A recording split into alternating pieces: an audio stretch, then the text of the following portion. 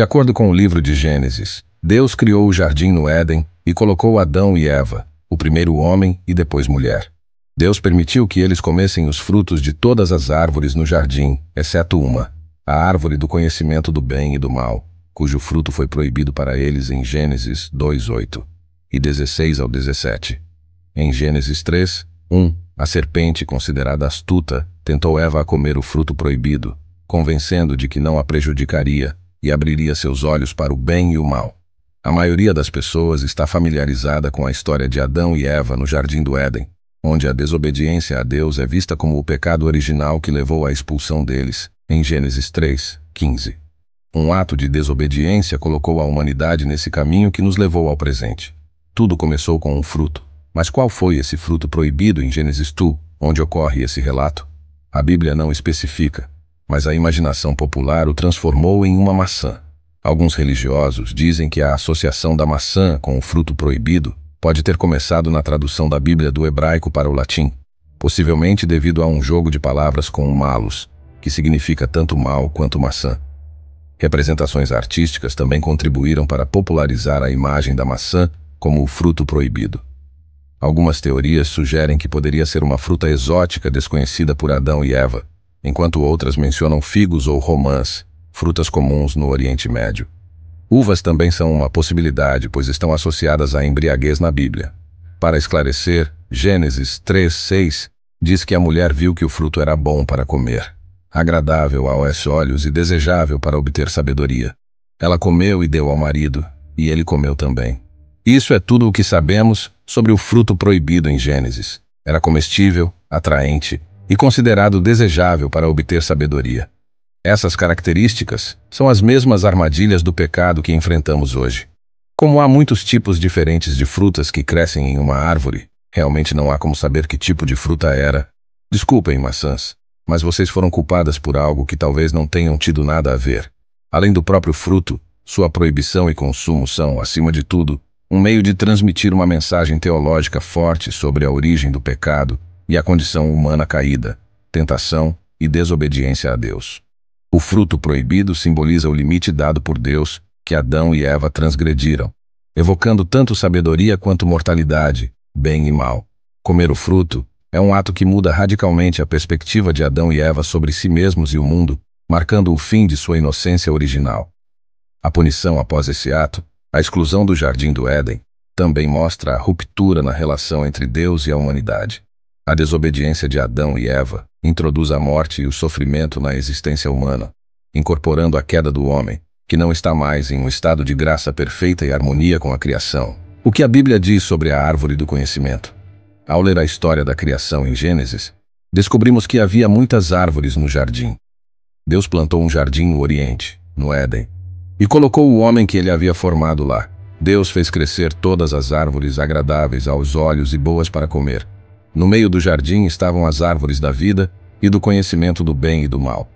Deus colocou Adão e Eva no jardim e forneceu-lhes muitas opções de alimentos. Podemos imaginar que todos os tipos de árvores frutíferas estavam provavelmente representados no jardim.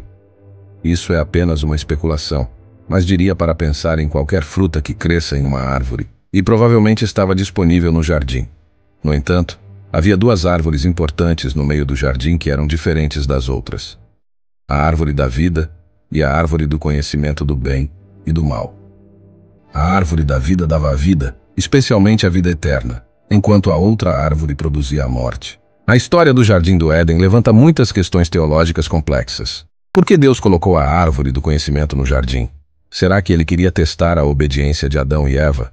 Muitos estudiosos bíblicos argumentam que a resposta principal é sobre o livre-arbítrio.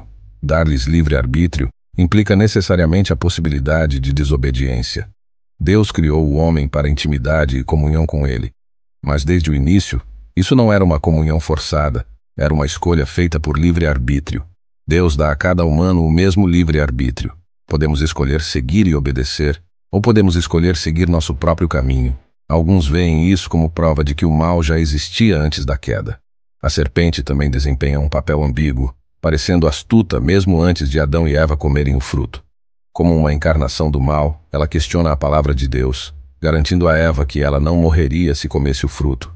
No entanto, segundo Gênesis, é Deus quem a amaldiçoa após o pecado original.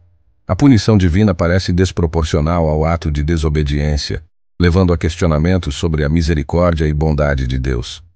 Por que condenar toda a humanidade pela culpa de um casal? Essa pergunta assombra a teologia cristã e a noção de pecado original.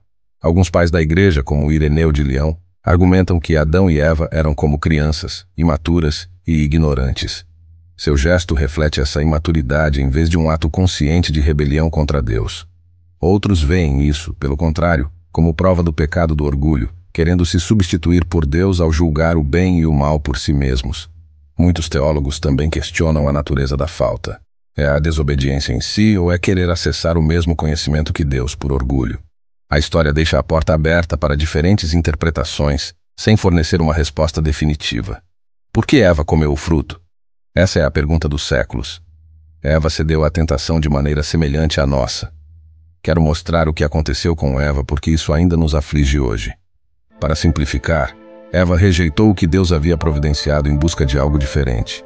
Quero que você considere as semelhanças entre os frutos em todas as árvores no jardim, em Gênesis 2:9 e Gênesis 3:6. Você vê que as árvores eram boas para comida, comestíveis e agradáveis aos olhos, atraentes. O que era diferente sobre o fruto da árvore do conhecimento? Eva achava que obteria algo que as outras árvores não forneciam.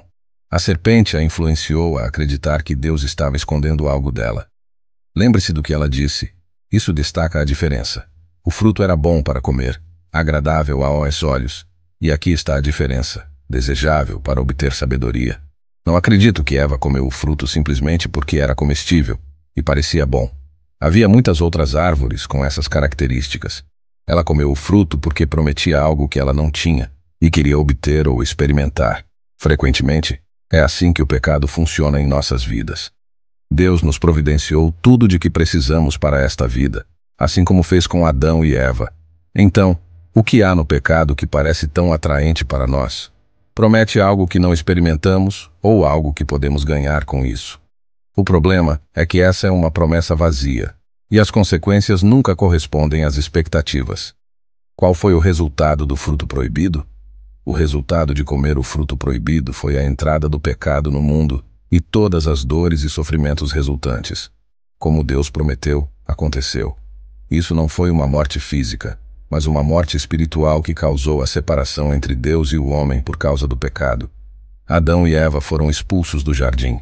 Eu sei que Adão e Eva não compreenderam a gravidade da ação que cometeram quando aconteceu, mas acredito que entenderam rapidamente a má decisão que tomaram. Acredito que eles sentiram remorso, assim como frequentemente sentimos quando enfrentamos as consequências de nossas decisões pecaminosas. Lembre-se, eles foram os únicos na história humana que viveram nesta terra em um ambiente sem pecado. Tenho certeza de que ansiavam pelos dias em que poderiam voltar ao Éden como era.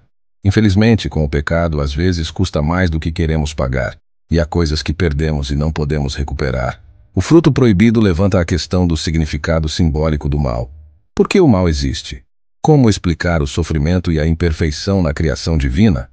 Aqui, novamente, as teorias propõem várias direções sem consenso. A enigmática história do Jardim do Éden não revela prontamente todos os seus segredos.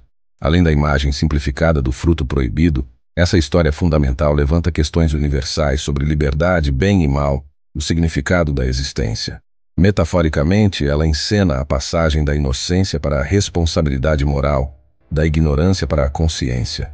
Isso a torna uma das histórias mais ricas e perturbadoras da Bíblia.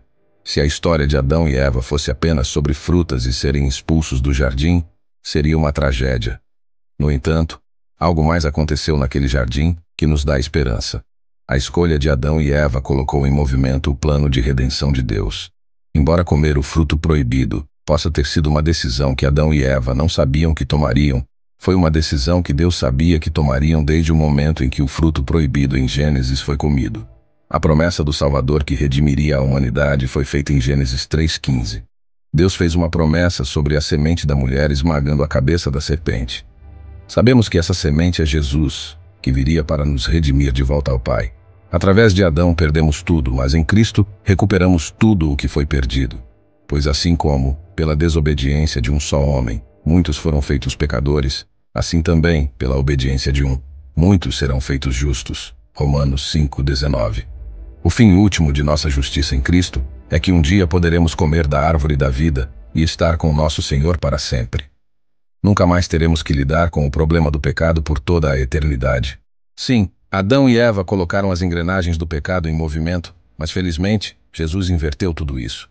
Então, o anjo me mostrou o rio da água da vida, clara como cristal, fluindo do trono de Deus e do Cordeiro pelo meio da grande rua da cidade. Em cada lado do rio ficavam as árvores da vida, dando 12 colheitas de frutas, produzindo seu fruto a cada mês, e as folhas da árvore eram para a cura das nações. Não haverá mais maldição. Não haverá mais maldição entre as nações. O trono de Deus e do Cordeiro será estabelecido na cidade, e seus servos o adorarão. Terão o privilégio de contemplar o rosto divino, e o nome do Senhor estará gravado em suas testas. A escuridão não existirá mais, pois não dependerão da luz de lâmpadas ou do sol. O próprio Deus os iluminará. Seu reinado será eterno. Essas palavras são retiradas do livro do Apocalipse.